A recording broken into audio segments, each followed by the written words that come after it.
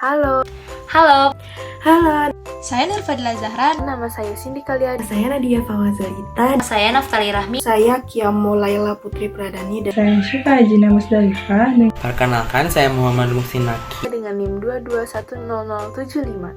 Ini dengan NIM 2204039. dengan NIM 2204487. Dengan NIM 2203916. Dengan NIM 2204936. NIM 2203793. NIM 2205067. Sebelum mempelajari mengenai model pembelajaran lebih lanjut, yuk kita cari tahu apa pengertian dari model pembelajaran itu sendiri.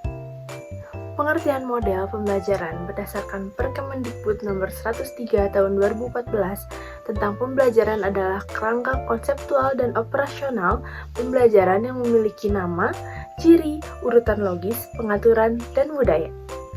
Lalu terdapat dua pengertian model pembelajaran yang dikutip dari para ahli, diantaranya yang pertama menurut Agus Suprijino menyatakan bahwa model pembelajaran merupakan pola yang dipakai sebagai patokan dalam merencanakan pembelajaran di dalam kelas. Dan yang kedua, menurut Trianto model pembelajaran adalah suatu perencanaan atau pola yang digunakan untuk mendesain pola-pola, mengajar secara tatap muka di dalam kelas ataupun mengatur tutorial, dan untuk menentukan materi atau perangkat pembelajaran termasuk di dalamnya buku, film, tipe, program media komputer, dan kurikulum. Nah, dari beberapa pengertian tentang model pembelajaran tadi, maka dapat ditarik kesimpulan bahwa model pembelajaran adalah suatu hal yang dirancang untuk mendesain proses dari belajar mengajar di dalam kelas, baik dari segi alat-alat yang digunakan, kurikulum yang dipakai, dan strategi atau metode yang dapat dipakai guna membantu siswa agar tujuan dari pembelajaran dapat tercapai dengan baik. apa sih fungsi model pembelajaran itu? Menurut Trianto, fungsi model pembelajaran itu sebagai pedoman bagi para guru untuk melakukan proses pendidikan. Secara umum, ada beberapa fungsi model pembelajaran. Di sini saya akan membahas 5 fungsi model pembelajaran. Nah, yang pertama dapat membimbing para guru untuk memilih strategi, teknik, dan juga metode dalam pembelajarannya. Membantu interaksi antara guru dan juga siswanya. Dengan model pembelajaran yang interaktif dapat mendorong keterlibatan siswa dalam berdiskusi kelompok. Salah satu contoh model pembelajarannya itu seperti model pembelajaran berbasis masalah. Lalu yang ketiga, guru dapat menyesuaikan proses pembelajaran dengan karakteristik, tujuan, materi, situasi, dan juga kondisi peserta didiknya. Lalu fungsi yang keempat, siswa dapat menghubungkan materi konsep PKN dengan kehidupan sehari-hari. Model pembelajaran dapat membantu siswa untuk mengaitkan konsep PKN dengan kehidupan sehari-harinya. Contohnya itu seperti siswa dapat membedakan antara hak dan kewajiban di rumah maupun di sekolah. Lalu fungsi yang kelima, yang terakhir, dapat mengembangkan keterampilan berpikir kritis siswa. Nah, model pembelajaran dapat mendorong siswa untuk mempertanyakan, menganalisis, mencari informasi, dan juga mencari solusi untuk berbagai masalah sosial. Nah, contohnya itu dapat menggunakan model pembelajaran berbasis proyek atau juga bisa menggunakan model pembelajaran kooperatif. Saya akan menjelaskan sedikit mengenai manfaat dan contoh model pembelajaran. Yang pertama, manfaat model pembelajaran itu terbagi menjadi 2. Ada untuk guru, ada juga untuk siswa. Untuk guru, yang pertama membantu dan membimbing guru untuk memilih teknik pengajaran yang tepat, strategi dan metode untuk memanfaatkannya secara efektif sesuai dengan situasi dan materi untuk mewujudkan tujuan. Kedua, membantu dalam membawa perubahan perilaku yang diinginkan pada siswa. Ketiga, membantu dalam mencari tahu dan sebagai sarana menciptakan situasi lingkungan yang diinginkan untuk menguntungkan proses pembelajaran. Keempat, membantu dalam mencapai interaksi guru murid yang diinginkan selama pembelajaran. Kelima, membantu dalam pengembangan pengembangan kurikulum. Keenam, membantu dalam pemilihan bahan ajar yang sesuai. Ketujuh, membantu merancang kegiatan pendidikan yang sesuai untuk pengajaran. Kedelapan, membantu prosedur materi untuk menciptakan materi atau sumber belajar yang menarik dan efektif. Kesembilan, merangsang pengembangan inovasi kurikulum atau pendidikan baru. Kesepuluh, membantu dalam pembentukan teori pembelajaran Dan yang ke-11 itu membantu membangun hubungan belajar mengajar secara empiris. Sedangkan manfaat untuk siswanya, yang pertama itu membantu dalam mengembangkan kekuatan imajinasi siswa, lalu membantu perkembangan penalaran siswa, membantu siswa untuk menganalisis sesuatu secara sistematis, keempat, memelihara siswa secara aktif terlebih lagi di kelas, kelima, membantu siswa menjadi pengamat yang baik. Ada beberapa model pembelajaran yang dapat diterapkan dalam pelajaran PKN di sekolah dasar. Salah satunya adalah model pembelajaran problem-based learning. Menurut Aren, model ini merupakan suatu pendekatan dalam hal pembelajaran yang memaksa siswa untuk bisa menghadapi permasalahan secara nyata. Dalam hal ini, juga diharapkan siswa mampu menyusun pemahaman serta pengetahuannya sendiri, menumbuhkan karakteristik dan keterampilan guna meningkatkan kepercayaan diri. Adapun tujuan dari model pembelajaran problem-based learning adalah yang pertama, untuk meningkatkan keterampilan berpikir secara kritis peserta didik sehingga mampu memutuskan dan memilih sesuatu. Yang kedua, untuk memberikan pelatihan bagaimana cara menyelesaikan permasalahan secara sistematis, matang, terencana sehingga hasilnya bisa positif. Dan yang terakhir adalah untuk membentuk peserta didik menjadi individu yang mandiri. Kemudian, dalam penerapan model pembelajaran ini ada beberapa sintak yang perlu diperhatikan. Seperti yang pertama, menjelaskan orientasi masalah, mengorganisasi peserta didik, memberi bimbingan, mengembangkan hasil karya, serta melakukan analisis dan evaluasi. Model pembelajaran bermain peran. Model pembelajaran bermain peran adalah salah satu bentuk permainan pendidikan yang digunakan untuk menjelaskan perasaan, sikap, tingkah laku, dan nilai dengan tujuan untuk menghayati perasaan, sudut pandang, dan cara berpikir orang lain. Melalui model pembelajaran bermain peran ini, siswa diajak untuk belajar memecahkan suatu masalah pribadi dengan bantuan kelompok sosial yang anggotanya adalah teman-temannya sendiri. Dengan kata lain, model ini berupaya membantu siswa melalui proses kelompok sosial. Melalui bermain peran ini, para siswa mencoba mengeksploitasi masalah-masalah yang berhubungan antara manusia dengan cara memperagakannya. Model ini dilakukan dan didiskusikan ketika di dalam kelas. Hal ini karena PKN pada jenjang SD memfokuskan kajiannya kepada hubungan antara manusia, membantu pengembangan kemampuan dalam hubungan tersebut, serta mampu menjadi warga negara yang baik dalam kehidupan yang demokrasi. Cooperative learning atau pembelajaran kooperatif. Cooperative learning menurut Wina Sanjaya adalah rangkaian kegiatan belajar siswa dalam kelompok tertentu untuk mencapai tujuan pembelajaran yang dirumuskan. Adapun menurut Anita Lee, pembelajaran kooperatif adalah pendekatan pembelajaran yang berfokus pada penggunaan kelompok kecil siswa untuk bekerja sama dalam memaksimalkan kondisi belajar untuk mencapai tujuan. Strategi pembelajaran berdasarkan cooperative learning menuntut peserta didik untuk belajar di dalam sebuah tim yang akan sangat membantu pengembangan keterampilan sosial, sikap, dan kognitif. Pembelajaran kooperatif juga akan memberikan manfaat besar bagi peserta didik, di antaranya, yang pertama, meningkatkan kemampuan bekerja sama dan bersosialisasi. Yang kedua, melatih kepekaan diri dan empati melalui variasi perbedaan sikap dan perilaku selama bekerja sama. Yang ketiga, mengurangi kecemasan dan menumbuhkan kepercayaan diri. Yang keempat, meningkatkan motivasi belajar, harga diri, dan sikap positif, sehingga peserta didik akan mengetahui kedudukannya dan belajar untuk saling menghargai satu sama lain. Yang kelima, meningkatkan prestasi akademik, serta yang keenam, membantu peserta didik memahami konsep-konsep sulit. Pembelajaran kooperatif mengajarkan peserta didik bahwa keberhasilan individu bukan semata-mata disebabkan kemampuan individu, tetapi dipengaruhi juga oleh keberhasilan kelompok. Sehubungan dengan itu, pembelajaran kooperatif diharapkan dapat mewujudkan 3 tujuan pokok. Yang pertama, hasil belajar akademik. Selain mencakup beragam tujuan sosial, pembelajaran kooperatif juga bertujuan memperbaiki prestasi siswa secara umum atau memudahkannya menyelesaikan tugas-tugas akademik penting lainnya secara khusus. Beberapa ahli berpendapat bahwa model ini terbukti unggul dalam membantu siswa memahami konsep-konsep sulit.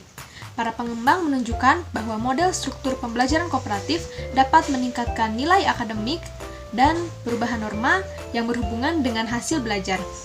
Selain itu, pembelajaran kooperatif dapat memberi keuntungan baik kepada kelompok siswa bawah maupun atas yang bekerja sama menyelesaikan tugas-tugas akademik. Kedua, penerimaan perbedaan individu. Tujuan lain dari pembelajaran kooperatif ialah memunculkan sikap penerimaan secara luas terhadap segala perbedaan ras, budaya, kelas sosial, serta kemampuan dan ketidakmampuan setiap individu. Pembelajaran kooperatif memberi peluang bagi siswa dari berbagai latar belakang dan kondisi untuk bekerja sama dalam mengerjakan tugas-tugas akademik dan saling menghormati satu sama lain. Ketiga, pengembangan keterampilan sosial. Tujuan dari pengembangan keterampilan sosial adalah mengajarkan keterampilan bekerja sama dan berkolaborasi kepada para siswa. Keterampilan sosial penting dimiliki untuk memudahkan mereka berinteraksi dengan dunia yang lebih luas. Model pembelajaran berbasis project atau project-based learning adalah model pembelajaran yang menggunakan project atau kegiatan sebagai media. Menurut Kemendikbud tahun 2013, peserta didik melakukan eksplorasi, penilaian, interpretasi, sintesis, dan informasi untuk menghasilkan berbagai bentuk hasil belajar. Adapun langkah dalam melaksanakan berbasis proyek yaitu yang pertama bermula dari pertanyaan. Yang kedua itu merancang kegiatan proyek. Yang ketiga membuat jadwal aktivitas. Yang keempat melakukan penilaian. Dan yang kelima melakukan refleksi dari pengalaman yang telah didapat. Seperti yang kita ketahui bahwa ruang lingkup pembelajaran PKN itu berhubungan dengan kehidupan sehari-hari. Maka kita dapat menghubungkan materi pelajaran dengan berbagai peristiwa yang terjadi di dalam kehidupan nyata. Siswa dapat diajak mendiskusikan berbagai masalah yang terjadi di sekitar mereka, sehingga mereka terampil dalam menyelesaikan masalah atau isu yang sedang mereka pelajari, dan dapat menemukan suatu penemuan baru untuk menjawab permasalahan-permasalahan tersebut. Sekian dari saya, terima kasih. Saya Devika Fadila Deviani, saya mengajar di kelas 4A di Sekolah Dasar Negeri Karangmekar Mandiri 2 Kota Cimahi. Tantangan mengajar yang dirasa selama ini dari sumber belajar yang dipegang oleh siswa. Kebetulan di sekolah kami buku kurikulum Merdeka untuk siswa, buku pegangan siswanya belum ada, jadi hanya mengandalkan dari buku guru.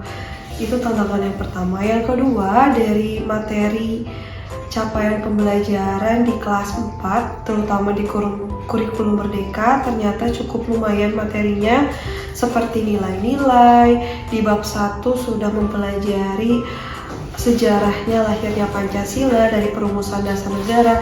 Nah, itu butuh anak-anak untuk menghafal atau mencerna apa itu nilai. Nah, itu mungkin dari tantangannya, dari materinya yang lumayan agak berlumut materinya. Nah, itu ya.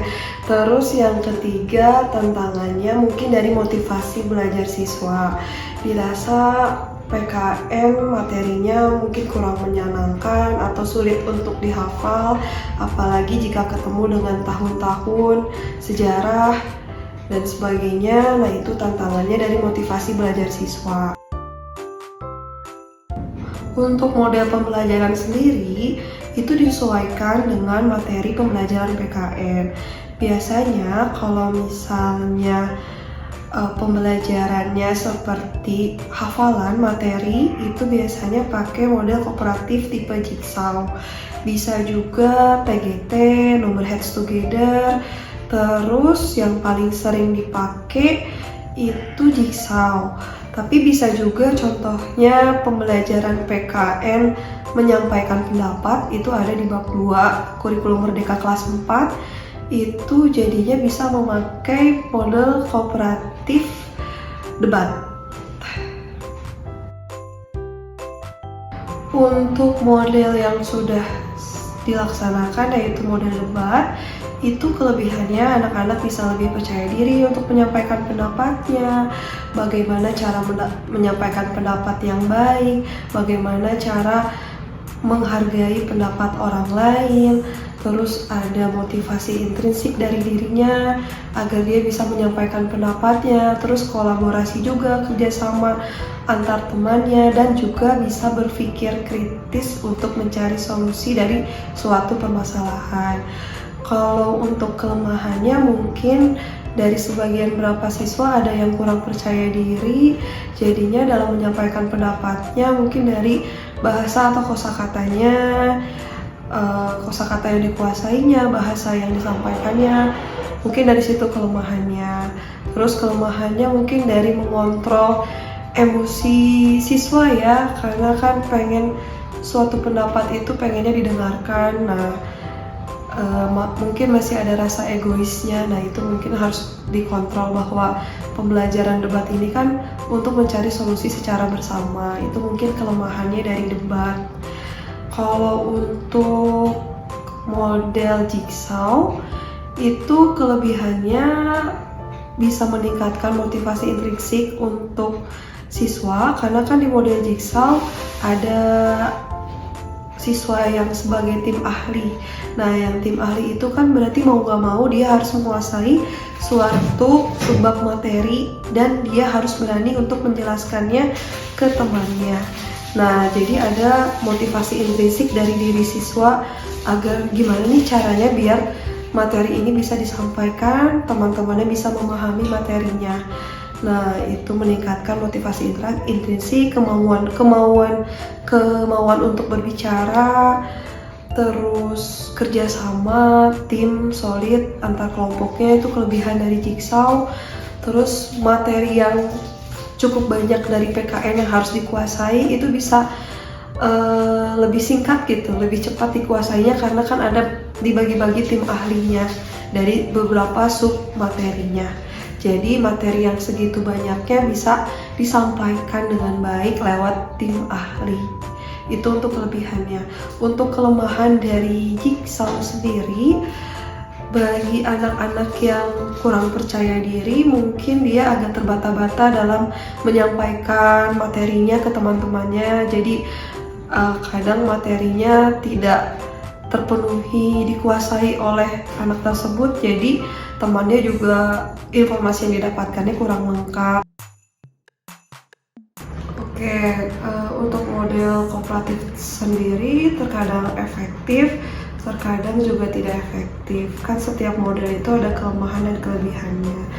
Untuk tadi mengembangkan, biasanya di jigsaw kan itu anak-anak yang sebagai tim ahli dituntut untuk menguasai suatu sub materi untuk bisa disampaikan ke temannya. Nah, maka dari itu agar mereka bisa menguasai materinya dengan cepat, biasanya di tim ahli, di kelompok tim ahli itu materi yang disampaikan mereka itu dibikin peta konsepnya, mind mapping, agar memudahkan mereka untuk menuliskan inti-intinya yang harus disampaikan, agar memudahkan mereka untuk menjelaskan ke temannya. Selain mind mapping, agar salah satu kelemahan dari jigsaw itu kan dikhawatirkan siswa yang biasanya aktif cenderung selalu mendominasi jalannya diskusi. Nah, kasihan bagi siswa yang tidak percaya diri atau tidak aktif atau kesulitan untuk menyampaikan materinya nanti ke tim kelompok asalnya. Nah, maka dari itu sebelum mereka di tim ahli, biasanya saya mengecek dulu satu-satu presentasi di dalam tim ahli agar mereka mau berbicara dan materi yang disampaikannya apakah sesuai, cukup materinya semua tersampaikan atau tidak. Jadi satu-satu dites dulu tuh di tim ahli apakah mereka bisa menyampaikannya ke temannya. Nah, itu dites dulu. Nah, mereka menghafalnya dari mind mapping, jadi dibikin mind mapping. Selain itu, tambahannya, pengembangannya di akhir itu kan diberikan kuis. Nah, kuisnya itu biasanya diberikannya kayak cerdas cermat, disambungin setiap orang itu punya megang nomor masing-masing. Jadi saya mengocok nomor ngocok nomor, nanti misalnya yang nomornya yang keluar nomor 8 berarti siswa tersebut yang punya nomor 8 yang menjawab soal kuis cerdas cermatnya dan menambahkan skor untuk kelompoknya.